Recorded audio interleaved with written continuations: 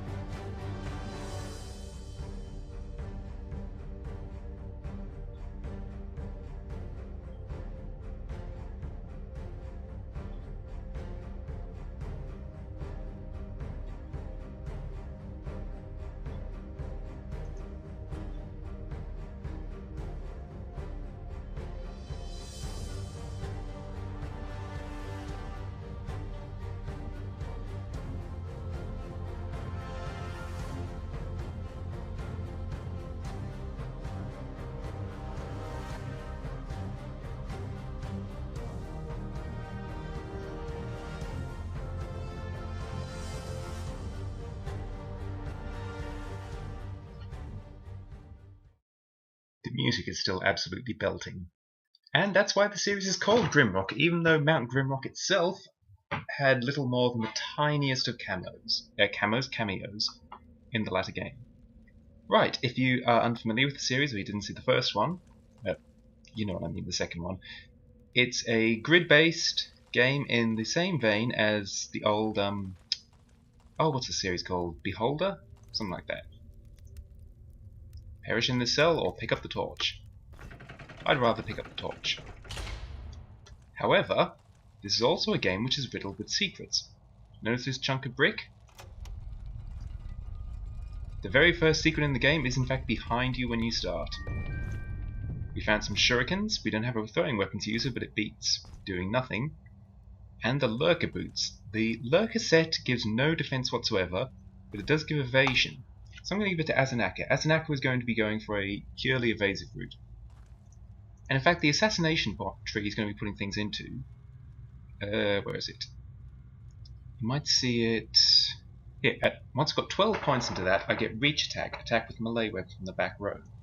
While Aranax's staff defense, at 14 points, lets him put on light armors. At that point, I might actually shift it around so that he's in the front row, and Azanaka stabs from the back. You can't make melee attacks from the back row. I have put enough I have allocated my starting points such that we know the spells. Oh yes, and my policy is going to be the same as the first game. Yes, the first time I played. If the puzzle has an in-game hint solution that it gives you, I'm not allowed to solve the puzzle until I find that. The one exception is I am going to cast my spells early because finding the scrolls is a nuisance. This is the first lightning scroll, I think. That's going to be Valentine's go-to for a long time. Air magic is pretty good, but it's rather expensive. Nothing in the game resists it. which is a good thing. That might actually be a bug. This is the first fire spell. And just wait for him to come off cooldown. That's the first earth spell. And this is the first reason why earth magic sucks. If an enemy can be persuaded to stand in that cloud for the entire duration of the spell, then it might do as much damage as if I just hit it with a fire burst in the first place. Also, more enemies are immune to earth magic than any other element. Torches are important, they will burn down over time, so it's worth keeping a few on hand. Though, because she's got unarmed combat, even if it's only 1 point, Aino will actually do better by punching people with her bare hands than she would do by breaking out a torch. Cudgel! It's not a dagger, but it's better than his bare hands.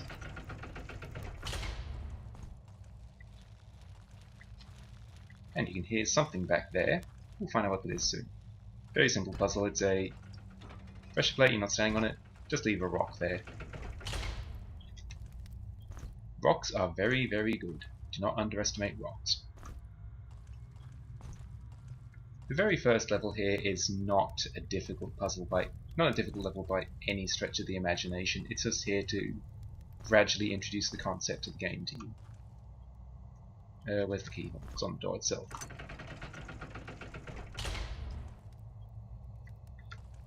This way. Loose rock! But because I found the secret, I already knew about those. Very, very rarely will you need to find a secret button. They're almost exclusively reserved for secrets. This level is also pretty short. There's actually an achievement for completing the first level in under 4 minutes. Also, hello! The giant snail. It's the first enemy in the game. This one didn't get to come back. I did 6 damage total with the poison cloud. I did 22 with Archmage. And this is the bulk of Grimrock combat, at least when you don't have room to maneuver properly, is backing away from enemies and trying not to get yourself cornered, because that would be a bad thing. Snails didn't return in the second game, but the giant tortoises are essentially the same thing. Very slow, early, easy enemy who drops very heavy but good food. A knife! That's the sort of weapon that Azanaka wants. His points that he has in daggers increase his accuracy and damage whenever using one. Leather boots. I'm stacking armor on the front. The idea is you always face the enemy so that only your frontliners will be taking hits. And in Aino's case, with 70 health, she's far and away the best at taking hits. That's her minotaurish vitality at work.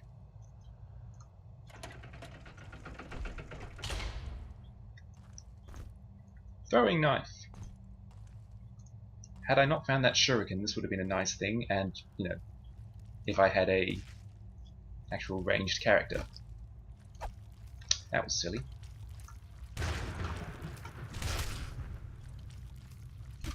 Pretty sure it just straight up missed. Also 10, that was nice. Aino's main benefit with unarmed combat is going to be that she can swing a lot faster than... I don't actually have points in Assassin yet, so I can't do backstabs. That said, while Aino is going to be swinging faster than anybody else, it's... considering that Azanaka is going to be using daggers, it won't display much difference. Like, if we had a mace user on the team, you'd really see that she was swinging way quicker. Sandals! And our first thing goes to the back row, because he's already got his boots, and so does Aino. And I'm sure you can already see that, eventually, storage is going to be a bit of an issue. Loincloth, -1 willpower, +1 attack power. Only the most self-confident of warriors can be seen on the battlefield wearing nothing but this garment. I'll not bother. 1 attack power isn't really worth it. Mind you, willpower doesn't do anything for Aino or Azanaka, but they do want their defense, and it doesn't give any of that. Here's our map. The game actually has the option to play in old school mode, whereby you don't get a map, you've got to draw it yourself. It also comes with a graph in the additional files, so you can print out themed graph paper for drawing maps on. Close the pit, something needs to fly. One tragedy, this game doesn't feature any rope like the second game does, so you can't safely lower yourself down pits. You are always going to take damage if you fall. And since I picked the rock up, that's going to open up, which lets me demonstrate both that falling hurts and that there are things down pits. Also, we can hear something traipsing about with a lot of racket. Now that really did sting, but unlike the second game, this game doesn't feature injuries. So I'm not going to get any permanent crippling pain from doing that. And I just quickly demonstrated there, you can rest to speed up time and heal yourself. That's fine to do here because I knew there were no enemies about. If you don't bother clearing out an area or finding somewhere safe, you are probably going to get slapped awake. Try not to do that. You're an ugly bugger.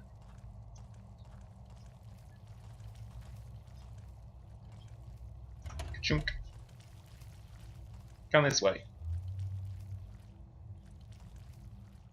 Bye. And after you. The Goomba technique. Sadly, I don't actually get experience for that, so I'm not going to be relying on that. Oop. And this is how you fight when you do have room to maneuver. You do a hoedown. It's really loading us up on food early. There are points in the game where if you weren't particularly quick at solving puzzles, you might have some difficulty with running out of food. I do not recognize that rune, and it's not one of these ones either. These runes actually do have meanings. Like the one that I'm casting shock with, that's the rune of air, the rune of fire, earth, and water, down the bottom right.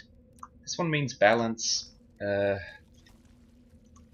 forget what the others mean. Something like spirituality versus physicality, and I completely forget the other pairing entirely.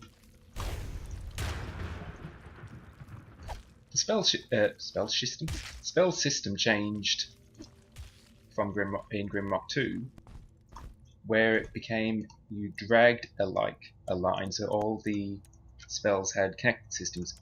I think that change was made so that they could play it on iPad, because it was ported to that. It is what it is. This game, having it so they don't have to be connected, did let them make slightly more thematically consistent spell combinations with what the spells mean. A cloak.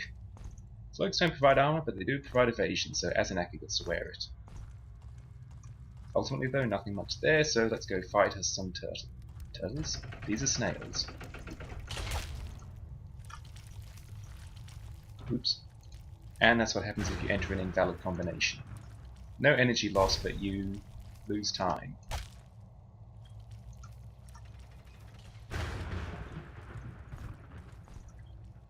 Sooner or later we'll have to ignite help empty our inventory. Unlike the second game, oops, you can place things through grates. Hey, buddy, come here. I want to show something off. Ah! I thought you could cast that through grates. I was wrong. It's official. Earth magic has no possible use. Or this is the wrong kind of grate. Excuse me. What am I doing wrong?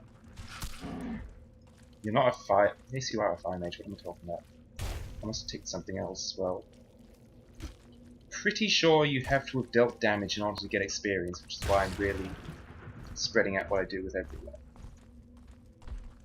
There, just throw in snail slices at you. There's a gem. Oop. But when we step on this, the gate slams shut. So what we do, we leave a rock, we press the button, and we stroll out without setting this off because it's already being held down. And we take our rock because we're not leaving any rocks behind. Already been down there when I dropped on the snail. Might as well keep our infantry nice and empty. That was a rock, not a gem. I don't think I can cure his sight with regular rocks. Oh, and what have we there? Meet the next enemy of the next enemy of the game, the Herder. Herders show up here a lot sooner than they did, or do, in Grimrock 2. Oh, I'm actually out of energy. Like I said, air magic is thirsty when it comes to energy. So I might actually chuck that shuriken over to her, so she can keep doing damage. If you throw a ranged weapon which is piercing, like the shuriken, it'll get lodged in the enemy until you kill them. If I'd thrown a rock, it would have done damage but then dropped to the floor in front of them. That was a good crit. No, there's not a lot of point trying to poison a mushroom, by the way. Oh yes, one other significant difference from Grimrock 2. In this game, ranged weapons can't miss. So even our mages who have never done a push-up in their life... Push-up? I can't think of a proper exercise for dexterity, but even they aren't going to miss when they throw things. Also, auto-pickup. If it was assigned to your character before, when you walk over it, they'll grab it again. Unless it landed on a pressure plate. So, if you're fighting near a pressure plate, keep an eye on that. Because sooner or later that is going to get you to forget your ranged weapons. Ah! That's what's getting me. Because of the connected runes thing in Grimrock 2, if I'd selected an unconnected rune, it would have deselected the first one. Oops. And the torch is burning out. Fortunately, that's not a problem because we have got several.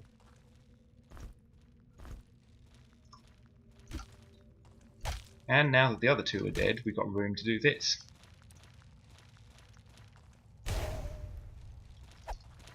Stepping onto the side of an enemy is a pretty good idea, generally. There we go. Easy as that.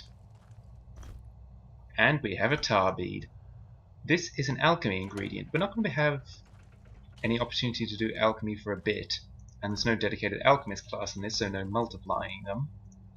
But it is going to be very key to our survival. What did that open? It opened this. A dagger. It's like a knife, but slightly better. We have cave nettles and more tar bead. More importantly, we have the second gem.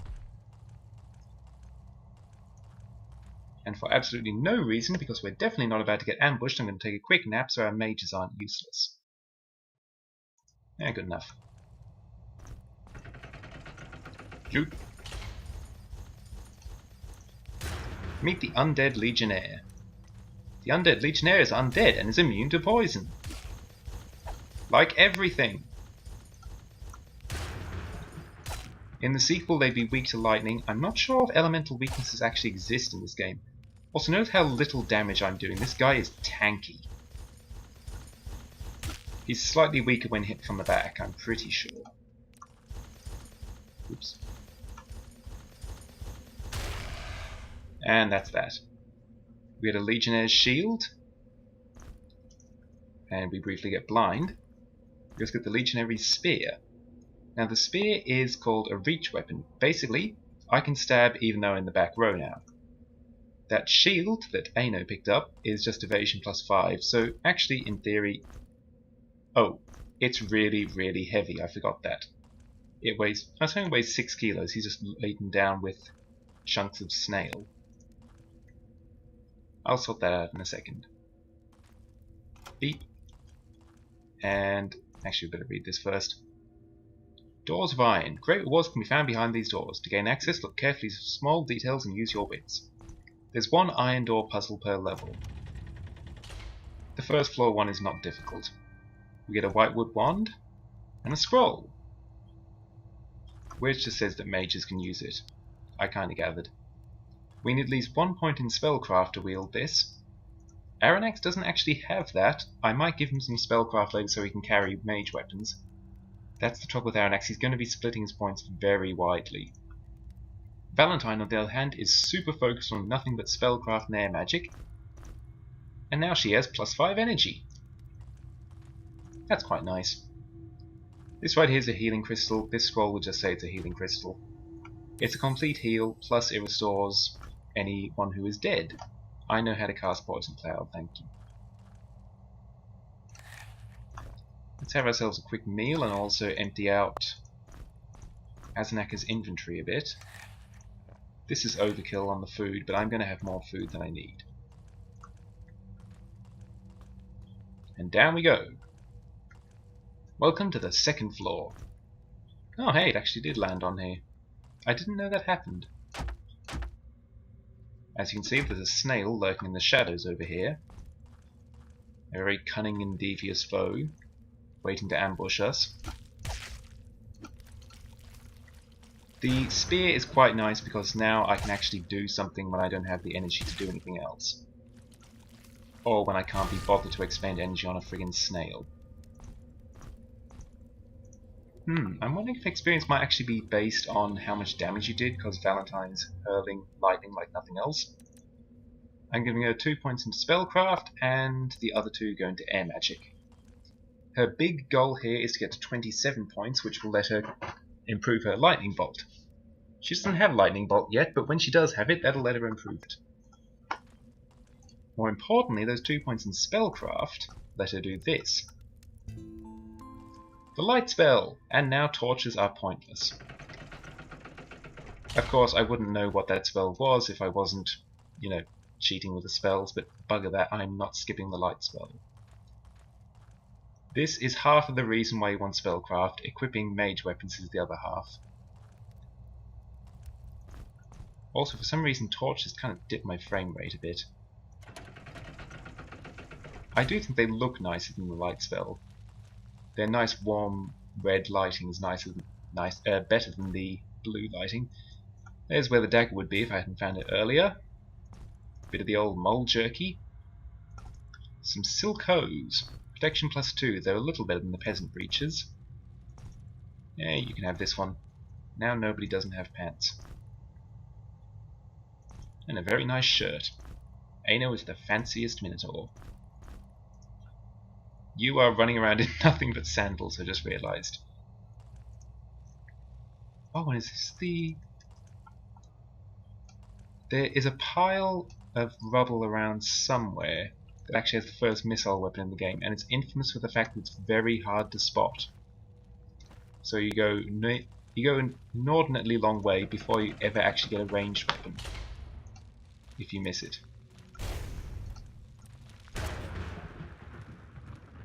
Also, Aino has both hands free now. That doesn't actually affect anything, but it's thematically appropriate. Whoops. I apparently didn't count as having turned. Come at me. There we go, and everyone else catches up. Aino, you definitely need 3 points into unarmed combat. I'm also going to be giving her... I'm going to get up to 8 in armors, so she can wear light armor, and the rest I'll be putting into athletics. She doesn't have any big goals in this. Basically, I want to get unarmed combat maxed out, 8 points into armors. Anything else she has is athletics. Athletics is a very generalized sort of, you just improve all your physical stats. This stray point, what should it go to? I'm thinking... Well, let's continue along the unarmed combat tree for now. Daggers, 1 point, so he gets the plus dex. And I'll start an assassination. You can... Oof! This is why you don't stand around thinking when you could get out. Okay, let's get back here and then talk about what's attacking us and what I'm going to put Aranax's points in. Go away. I'm thinking fire magic, because that's what I want to focus on. There is an earth magic spell I sort of want. It's the one that's either 11 or 13 points. Hello? Hello? I don't want to go down there. It's going to shoot me. I'm engaging an enemy with a ranged attack. That always sucks in the narrow corridor. Hello? There you are. It's a baby herder. You missed. That bolt is thankfully very slow. Not that oh, it is that slow. Come on, mate. Baby herders spit poison, but are actually slightly weaker than herders in terms of their defenses. Probably more dangerous on the whole, though, even if they don't hurt that much. Oh, that's where I am. Let's stop to check out that room I opened up. Ah, another one.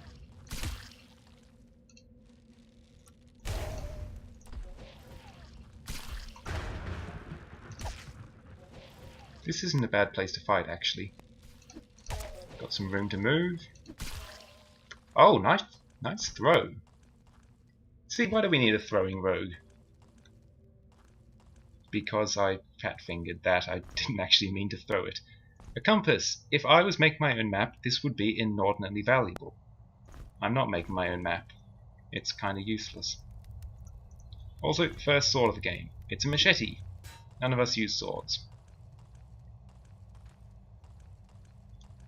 Actually, I just kind of remembered something. Something in my brain said to take that. That's going to happen a lot. It's been quite a while since I played this game. My memory of it isn't going to be nearly as complete as my Grimrock 2 one was. I will be looking up some of the bigger secrets just in case I miss something huge. That's definitely how you unlock a door. You just hurl a key at it. I'm pretty sure that was... we said that Aino was allowed to open the door. This is why we don't normally let her open the door. Shelter left, cells right. That said, I just remembered something. Notice how there's an empty sconce here. That's always suspicious. It's an iron bassinet! I'm not going to bother. It's heavy armor. Even if one of us were going to go into heavy armors, it's not that great. The problem is that while it is decent armor, certainly, it runs the difficulty. You need a certain number of points before armor doesn't apply an evasion penalty. That's what light armor and heavy armor proficiency do. And by the time you can have leveled up enough to get heavy armor proficiency, you've probably found better armor. Finding heavy armor early doesn't help unless you're willing to just eat the penalty and put it on. Might not be the worst idea on, say, a back row who's not going to be getting many hits anyway, and just want... if you're getting hit, you're already doing something wrong. Anyway, we've found some light armor here. That's... it's only protection plus 3. It's only barely better. But it's worth holding on to. There will be better light armors. Hello, hello, hello. What have we here? Absolutely nothing. What a devious puzzle that was. And another stray rock, just in case you wanted to put down a rock on things. Yoink! Poison arrows! We don't have an archer. Ooh, hello. Meet the Crowern, another enemy that wouldn't show up for a very long time if this were Grimrock 2. The Crowern has very little to distinguish it with. Oops. Distinguish it. It can fly, so I can't drop it down a pit like I did with that snail, and that's about it, really. I'm not going to give it a chance to attack. It would just screech and fly at our face. No weapons allowed inside. Fortunately, they operate on the honor system, and leaving any weapon in that alcove is enough. And that's why I picked up that machete. Of course, I did actually have another knife with Azanaka, but I left it on the pressure plate back there.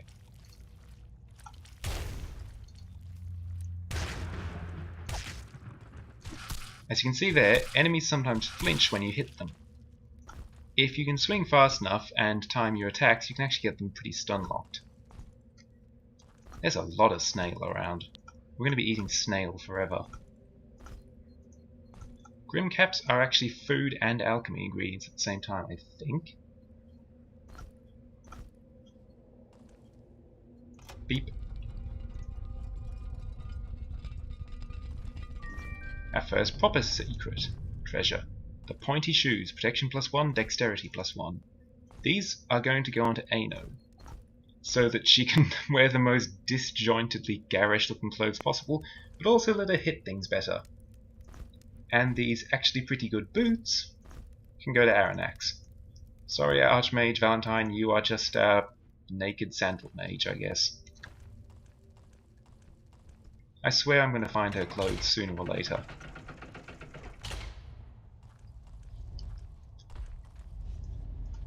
Holding cells. I'm actually going to go back and quickly check out that side route. Unlike Grimrock 2, this game is very linear on the whole. Aside of all the secrets. Because there's a lot of secrets. Oh, I've only got one key. We can't just, venture off. The nice thing about that, I guess, is it's a lot easier to think, have I missed anything? No, unless it's a secret. Hello? This puzzle sort of stumped me a little bit when I first did it. Also, my light spell's running out. When I first did this, stumped me a little. If we give it this button to press, pay attention to this guy. Where'd he go? Right there. If you press this button, he goes here. And if you press this one again, he goes here. And one more time, and he's right there. And if you weren't paying attention to where he was and didn't work out what the buttons did, that would catch you by surprise. Ow. I don't know if that's meant as a penalty for not working it out, but as far as I'm concerned, it's just, experience. Anyway, that there sack works exactly the same. We have a sack. In it is a leather cap, which is light armor. I'll put that on eventually, and the other key. More importantly, a sack is a precious, precious thing because it increases our tragically limited inventory.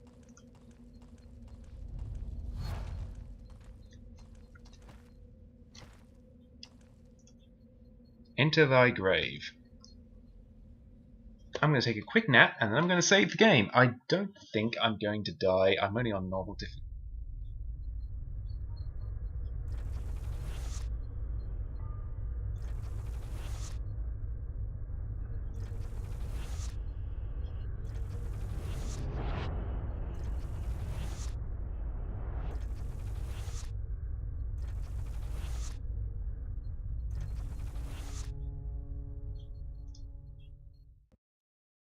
So it's not as if it's a particularly hard challenge for me. But all the same, it does well to be careful. I have so many save games. Most of those are from various mods that I've downloaded for this. Not mods, custom dungeons. That's my default party we're seeing there, by the way.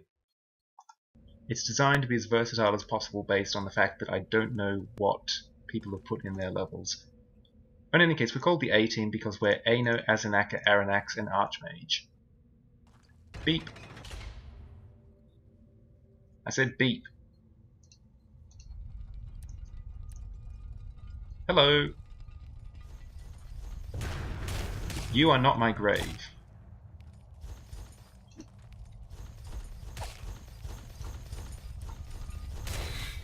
And now we see the problem, there's two of them. This would let me get cornered. Now there's three of them. Oops. Is that thunder? That's thunder. Marvelous. I hope the rain before wasn't catching on the audio, by the way. Ah! I'm fat fingering all my combinations. Thank you for letting me out. Strategy for this game in a nutshell. Don't get cornered.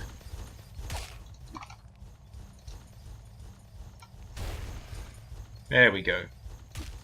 Now it's just a very long, protracted game of cat and mouse. Or square dance or hoedown or whatever you want to call it. Hopefully this isn't too dizzying to look at. It's slightly less smooth than the sequel is. The sequel, as well as looking nicer, optimized things to an extent. And as my computer feels rather hot to the touch, also Aranax, I mean, he's not doing a whole lot with his punches, stabs. Ano's punches aren't doing a whole lot either, because these are tanky fellas in their armor. The mage is where a real... Okay, Ano does not like being put up by mages. Put up? Shown up. Scroll of Ice Shards! It's a good spell, but we haven't got a water mage. It's also the only basic spell which... Actually no, it's in the sequel, it needs earth magic. It's a really good spell, we can't cast it. Attached Cloak, that goes to Ano. A necklace of bones, which does nothing whatsoever, but goes to Ano because it's her aesthetic. To dress herself in the brains of enemies, even if they weren't her enemies. And she does have the head under perk. Eventually we're going to find skulls and they're going to make her stronger. Yep, that's thunder. I better hurry this up. We're nearly at the end of the second floor. I say nearly at the end. I've got to find keys down both of these passages. And that will probably be good for a first episode. If we step in here, we get teleported back. But there's a button, which doesn't actually turn it off long enough, because what this is teaching you is turning around takes time. So you press it, and you sprint backwards, which seems like it would be really difficult when you chain together like this. All the same, we're very good at what we do, and what we do is run backwards through teleporters that have been deactivated. No torches. I do keep a few on hand because of puzzles. This game teaches you to be paranoid. It also teaches you to curse when your frontliners both miss. Thank you. Oh, come on, Azanak, you are getting shown up, my friend. A hand axe, that's the first axe in the game. I hope you weren't playing an axe character, or you'd be quite annoyed by that. Oh, and because we always have to know for curiosity. Crunch. That's gotta hurt. That cost half of Aranax's HP. But hey, we got a mushroom out of it.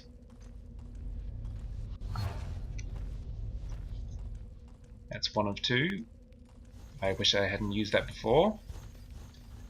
And it sounds like ahead of us we got some more skelly bones. Nothing. Oh, hello. Thank you for not actually cornering me.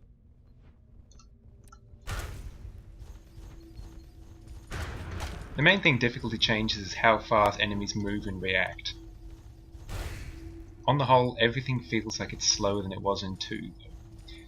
Will be in 2. Tenses are difficult when you've played the games out of order. Do I need to heal? I'm going to put it off. Aranax's most important thing is his energy. Also, that was a hell of a hit with your spear there. Or it's just that Crowworms are so lightly armoured that it doesn't matter what I do to them. They are hard to hit though.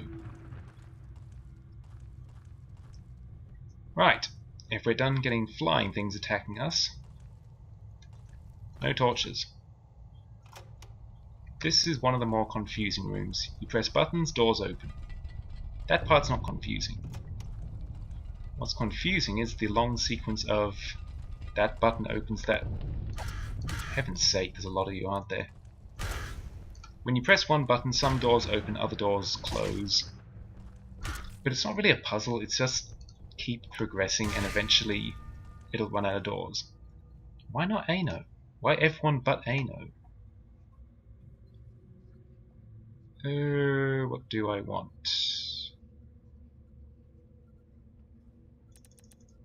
All the points into that.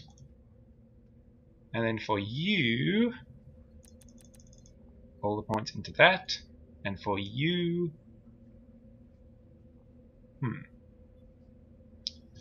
let's see.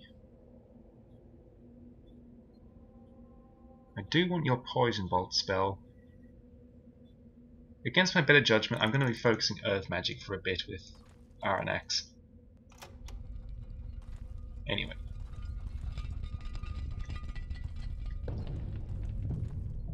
This is what all that led to, this key. And this throwing knife. I feel like there was a secret in this room somewhere, but it's somewhere in the absolutely confusing system of buttons. Not that, apparently. What did that do? Okay, that changed something. And did I unleash... No? I can hear skeletons. I don't know where they are. What does this do? Apparently opens and closes that.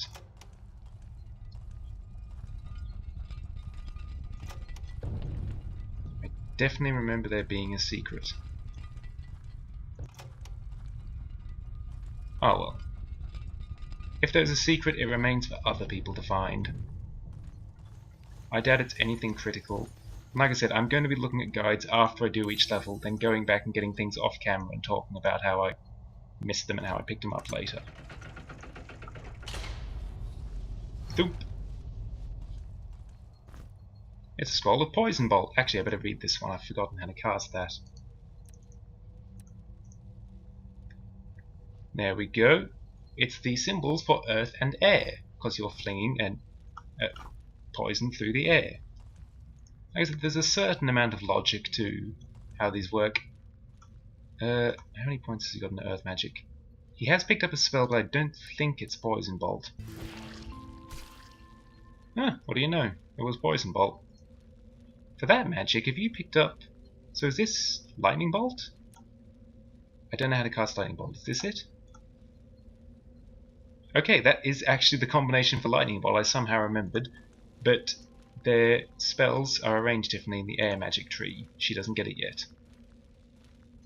That is locked. I don't... There we go.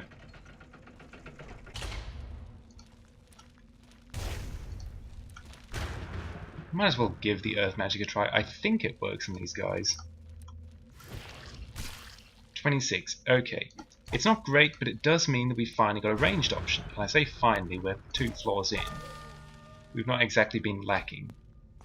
And hell, you can throw things if need be.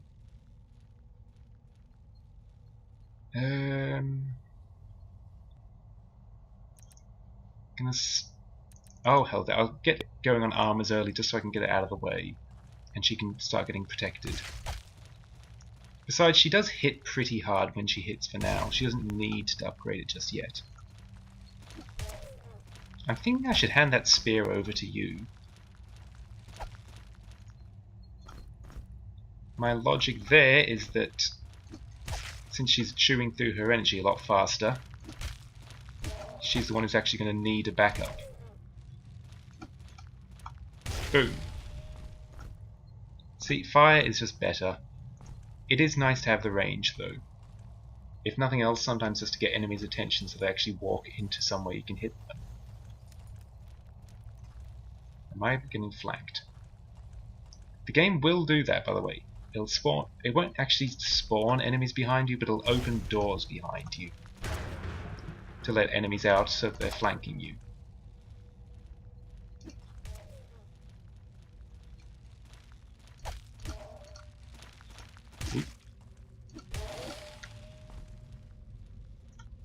You can eat these guys too.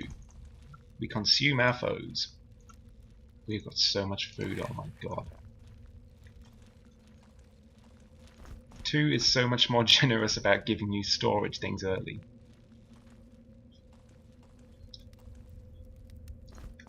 Better run, better take cover. Can you hear that thunder? Got the lines out of order, but you know what I mean. There's a lot of mushrooms in this dungeon. Come on, lads. Haven't got all day. I've got to get this done before a thunderstorm takes out my power, as it is wont to do. How can you be out of energy? How much energy do you need to cast a lightning bolt, really? Why don't I just go outside and ask the sky? Wow, you're durable. I'm so close to I'm 1 point off having backstab. That would have ruined his day. Oh dear. Here's where it gets awkward. Die, die, die. Oops. That was an embarrassingly early loss of someone.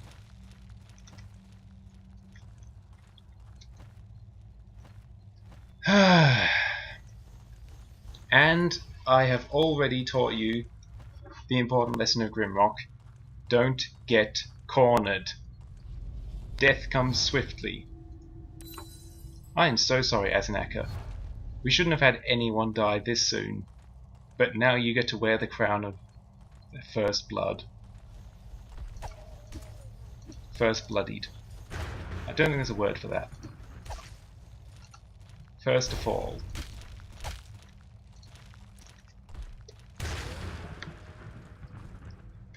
Whoopsie daisy. It's a good thing we're not playing on hardcore. That isn't actually an option, by the way. I wouldn't recommend it if it was. That was just inexcusable of me. I was fighting in an unknown location. I didn't pay attention to audio cues. I backed into a corner. Like, even if it was just that one, I shouldn't have got into a corner like that. And yet, this room was probably stuffed full of herders which got out and got around me. Though actually the herder baby that got me had probably come from down here somewhere. Yeah, because I ran forward, I aggroed the whole lot, and then I pulled back. Foolish, foolish. Still, lessons learned, and thanks to the revival crystal, they're not permanent. Hello. It's polite to greet your enemies.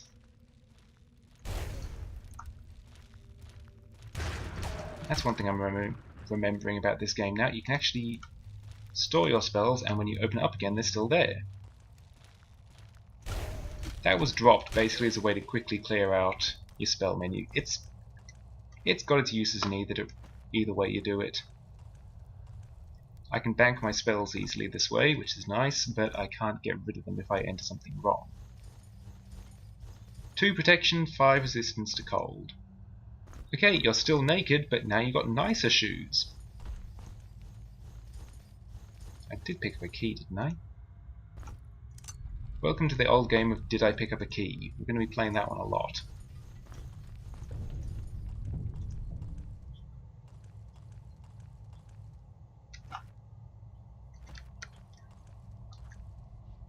Ka-chunk. It's a shortcut! That's nice. I don't intend to use it, but it's nice to have anyway.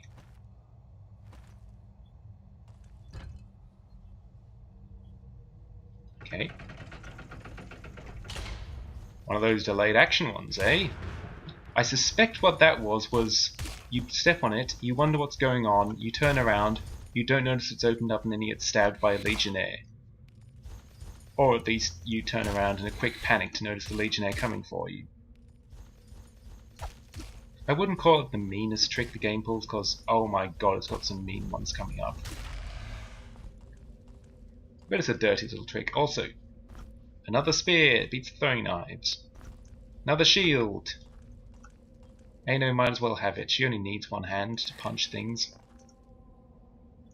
Also, because she's a Minotaur, she gets hungry a lot faster. She's a big girl. She needs the food to feed her muscles of punching. How didn't you notice me? Anyway, meet the Phalanx. They are, well, they're exactly what they look like. They're 4 Legionnaires at once. The good news is that spells hit all enemies on a tile. Ow.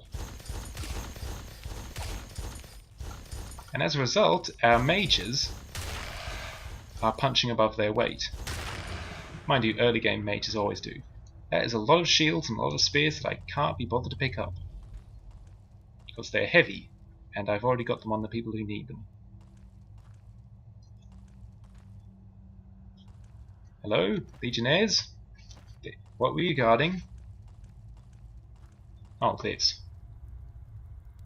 I don't want to tread on that. Only a patient man can defeat Demon's Gaze. Very well. It's a staring contest, is it, mate? I can stare at you all day. Yes, sir. Ah! I forgot that one. Fortunately, my reactions are apparently good enough. God. Your energy consumption, Jesus Christ.